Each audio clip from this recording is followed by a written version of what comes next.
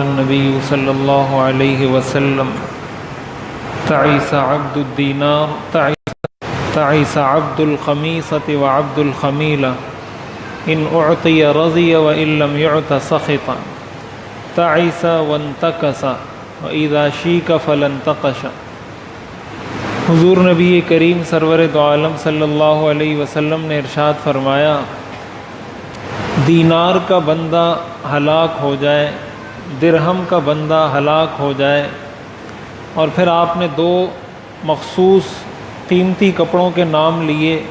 ان دو کپڑوں کا بندہ ہلاک ہو جائے۔ آگے آپ نے فرمایا اگر اس کو دیا جائے تو خوش رہتا ہے اور اگر نہ دیا جائے تو ناراض ہو جاتا ہے، اور پھر آگے آپ نے فرمایا ایسا شخص تباہ و برباد ہو جائے اور اس کا ہر کام الٹا ہو، اور اگر اس کو کوئی کانٹا چبھے تو کوئی کانٹا نکالنے والا نہ ہو۔ یہ بخاری شریف کی روایت ہے۔ حضرت ابو ہریرہ رضی اللہ تعالیٰ عنہ اس حدیث شریف کے راوی ہیں۔ اس میں آپ نے ایسے شخص کو جو مال کا پجاری ہو، اس کو 3-4 قسم کی بہت ہی خطرناک بددعائیں دی ہیں، اور یہ بخاری شریف کی روایت ہے۔ آپ نے فرمایا درہم اور دینار اور اچھے کپڑوں کا بندہ، یعنی بندہ تو انسان اللہ کا ہوتا ہے، اللہ کے سامنے سجدہ کرتا ہے، اللہ کا جو حکم ہوتا ہے اس کو مانتا ہے، لیکن کچھ لوگ ایسے ہوتے ہیں جو مال کے بندے ہوتے ہیں، اللہ کے بندے نہیں ہوتے۔ مال کے بندے ہونے کا مطلب یہ ہے کہ جب ان کے سامنے مال آتا ہے تو پھر حلال حرام کی تمیز وہ بھول جاتے ہیں، ان کو یہ یاد نہیں رہتا کہ یہ حلال ہے یا حرام ہے، اللہ نے اس کو جائز کیا ہے یا ناجائز کیا ہے، بس وہ مال کی ہوس میں اور حرص کے اندر اندھا ہو جاتا ہے، بہرا ہو جاتا ہے، اور وہ مال کماتا ہے۔ نماز کا وقت ہو رہا ہے، کوئی اور اس نے حق ادا کرنا ہے، وہ سارے حقوق پیچھے رہ جاتے ہیں، نہ اس کو رشتہ داروں کا پتہ، نہ اس کو والدین کا پتہ، نہ اس کو اپنے بچوں کا پتہ، نہ پڑوسیوں کا پتہ، بس ایک ہی اس کو لگن لگی ہوئی کسی طرح میں زیادہ سے زیادہ مال کما لوں۔ تو اگر انسان اپنی زندگی کا مقصد یہی بنا لے کہ بس میں نے مال کمانا ہے، زیادہ سے زیادہ مال کمانا ہے، باقی ساری چیزیں اس سے رہ جاتی ہیں یا مال کی حرص و ہوس کی وجہ سے اس میں کوتاہی ہوتی ہے، ایسے شخص کو آپ نے درہم اور دینار کا بندہ قرار دیا ہے۔ یعنی در حقیقت یہ آدمی علماء نے لکھا ہے کہ اگرچہ یہ سجدہ نہیں کرتا، لیکن یہ ایسا ہی گویا یہ درہم اور دینار کو اور روپیے پیسے کو سجدہ کر رہا ہے، اس لیے کہ سجدے کا مطلب تو یہی ہوتا ہے کہ انسان سر جھکاتا ہے، اور سر جھکا کر اللہ کو یہ بتاتا ہے کہ یا اللہ آپ کے ہر حکم کے سامنے میں اپنا سر جھکاؤں گا، حالانکہ وہ مال کے ہر حکم کے سامنے تو سر جھکاتا ہے لیکن اللہ کے ہر حکم کے سامنے سر نہیں جھکاتا۔ اسی سے یہ بات بھی پتہ چلتی ہے کہ ہمارے ہاں لوگوں کی حیثیت کا تعین اس کے دنیاوی سٹیٹس کی بنیاد پر ہوتا ہے۔ جس کے پاس گاڑی ہوگی، بنگلہ ہوگا، پیسہ ہوگا، اس کو ہر آدمی سلام کرتا ہے، حاجی صاحب، قاری صاحب اور سیٹھ صاحب اور فلاں صاحب اور فلاں صاحب، جو بھی ملے گا ہنس کے ملے گا، خوشی سے سلام کرے گا۔ کیوں؟ اس لیے کہ اس کی جیب میں پیسہ ہے۔ اور غریب آدمی سلام کرے تو اس کے سلام کا کوئی جواب بھی نہیں دیتا۔ یہ رویہ رکھنے والا شخص بھی اگرچہ اس کے پاس خود مال نہیں، یہ بھی مال کا بندہ ہے۔ ہمارے والد صاحب ایک سناتے ہیں کہ ایک آدمی تھا، بہت غریب تھا، نہ اس کو کوئی سلام کرتا تھا، نہ سلام کا کوئی جواب دیتا تھا۔ اللہ کا کرنا ایسا ہوا کچھ دنوں بعد مالدار ہو گیا، 1 2 سال 10 سال بعد کہیں مالدار ہو گیا، تو جو بھی گزر رہا ہے رستے سے تو السلام علیکم السلام علیکم السلام علیکم، تو جو بھی اس کو سلام کرتا تھا وہ آگے سے جواب میں کہتا تھا کہ میں آپ کا سلام پہنچا دوں گا۔ تو کسی دن کسی نے پوچھا کہ آپ کو ہم سلام کرتے ہیں، آپ کہتے ہیں میں آپ کا سلام پہنچا دوں گا، کس کو سلام پہنچائیں گے؟ تو اس نے کہا یہ سلام آپ میرے کو تو نہیں کرتے، یہ تو آپ میرے پیسوں کو کرتے، اور وہ پیسے اوپر کسی الماری میں رکھے ہوئے، جب آپ سلام کرتے ہیں میں اوپر جا کے کہتا ہوں فلاں صاحب نے آپ کو سلام بھیجا ہے، اس لیے کہ میں تو پہلے بھی یہی حاجی صاحب تھا، اس سے پہلے تو آپ نے نہ مجھے کبھی سلام کیا نہ میرے سلام کا جواب دیا، اب میرے پاس پیسہ کیا آیا ہے کہ ہر گزرنے والا مجھے سلام کرتا ہے۔ تو ہم نے اپنے تعلقات کی بنیاد پیسے کو بنا لیا ہے، اس کے دنیاوی سٹیٹس کو بنا لیا ہے، حالانکہ حدیث شریف میں آتا ہے رب اشعث اغبر مدفوع علی الابواب لو اقسم علی اللہ لابر،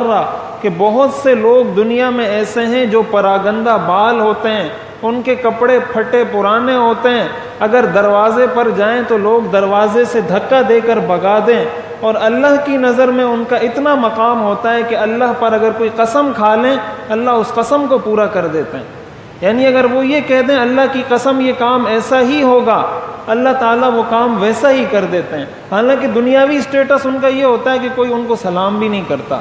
تو جو لوگ یہ رویہ رکھتے ہیں وہ بھی در حقیقت مال کے پجاری ہیں، وہ بھی مال کے غلام ہیں، وہ بھی مال کے بندے ہیں۔ تو اس لیے ایک تو ہمیں بحیثیت مسلمان، اور یہی ہماری بے چینی کا سب سے بڑا سبب ہے، بہت سارے غریب آپ کو ملیں گے سکون کی زندگی گزارتے ہیں، بڑے بڑے مالدار آپ کو ملیں گے ان کی زندگی میں سکون نہیں ہوتا۔ جب انسان مال کی محبت کو دل میں یوں بٹھا دیتا ہے کہ وہی اس کا سب کچھ بن جائے، اس کو سکون نصیب نہیں ہوتا۔ اور جب انسان کو اللہ تعالیٰ قناعت عطا فرما دیتے ہیں تو پھر وہ نہ کسی کی گاڑی کو دیکھتا ہے نہ کسی کے پیسے کو دیکھتا ہے، وہ اپنی دنیا میں مگن ہوتا ہے۔ بڑے بڑے دنیا دار مالدار آتے ہیں، اس کو اس کے کانوں پر جوں تک نہیں رینگتی، تو اس کے ہاں پھر معیار پیسہ مال و دولت نہیں رہتا۔ اور آپ علیہ الصلوۃ والسلام نے کیسی بد دعا فرمائی، آپ نے فرمایا تعیسا وانتکسا، ایسا شخص برباد ہو جائے۔ انتکسا کا مطلب ہوتا ہے کہ کسی کا کام الٹا ہو جانا، یعنی وہ جو کام کرے اللہ تعالیٰ اس کام کو اس پر الٹا کر دے۔ اور آگے آپ نے فرمایا اذا شیک فلانتقشا، کہ اگر اس کو کوئی کانٹا چبھے تو اس کو کوئی ایسی چیز نہ ملے جس سے وہ اپنا کانٹا نکال لے۔ یعنی اگر اس کو اللہ کی طرف سے یا اپنے گناہوں کی وجہ سے اگر اس کو کوئی مصیبت پہنچتی ہے تو دنیا میں کوئی اس کی مدد کرنے والا نہ رہے، اس پر مصیبت آئے تو اس پر مصیبت ہمیشہ رہے، اس کی وہ مصیبت اس سے ختم نہ ہو۔ یعنی کانٹا چبھنا تو بہت کم تکلیف ہے، کانٹا چبھتا ہے تو کوئی آتا ہے مدد کر کے کانٹا نکال دیتا ہے۔ آپ نے مثال دی ہے کہ اگر اس کو کوئی مصیبت پہنچے تو اسی مصیبت میں قیامت تک اور مرتے دم تک مبتلا رہے۔ اب انسان اگر غور کرے، ہم اگر اپنی زندگی پر غور کریں تو ہماری بہت ساری بے چینیوں کا سبب در حقیقت یہی بیماری ہے کہ ہم نے اللہ کے احکامات کو، شریعت کی تعلیمات کو پس پش ڈال دیا ہے، اور مال کی حرص و ہوس میں ہم نے اللہ کے حقوق بھی بھلا دیے، بندوں کے حقوق بھی بھلا دیے، اور ہم یہ سمجھتے ہیں کہ زیادہ مال کما کر یا اپنے پاس زیادہ بینک بیلنس رکھ کر، قرآن کریم میں آتا ہے وَيْلٌ لِكُلِّ هُمَزَةٍ لُمَزَةٍ الَّذِي جَمَعَ مَالًا وَعَدَّدَ، کہ جو مال جمع کرتا ہے پھر اس کو بار بار گنتا رہتا ہے۔ یہ بار بار پیسے کو گننا بلا وجہ یہ شریعت کی نظر میں پسندیدہ نہیں ہے، یہ ناپسندیدہ عمل ہے۔ کیوں؟ اس لیے کہ بار بار گننے کا مطلب یہ ہے کہ اس کے دل میں اتنی محبت بیٹھ گئی کہ ہر 5 منٹ بعد جیب سے پیسے نکالتا ہے، گنتا ہے، پھر رکھتا ہے، پھر 5 منٹ بعد نکال کے گنتا ہے۔ تو ہمیں پتہ ہونا چاہیے کہ ہماری زندگی کا مقصد کیا ہے، کیا مقصد ہے اور کیا وسیلہ اور ذریعہ ہے۔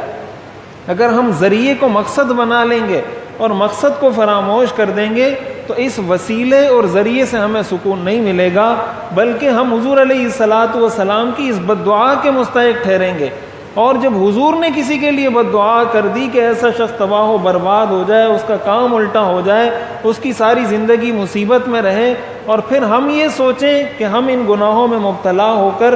سکون حاصل کر لیں گے، ظاہر ہے ایسا نہیں ہو سکتا۔ اس لیے اپنے رویے پر نظر ثانی کرنے کی ضرورت ہے، اور یہ بات حقیقت ہے، یہ جس کو اللہ تعالیٰ نصیب کر دیتے ہیں نا، اس کو پھر دنیا کی کوئی چیز اس کو دبا نہیں سکتی، کوئی چیز اس کے سامنے کوئی حیثیت نہیں رکھتی، ہر چیز اس کے سامنے ہیچ ہو جاتی ہے۔ لیکن یہ حقیقت اگر ایک دفعہ کسی کو نصیب ہو جائے، اللہ تعالیٰ ہم سب کو یہ حقیقت نصیب فرمائے۔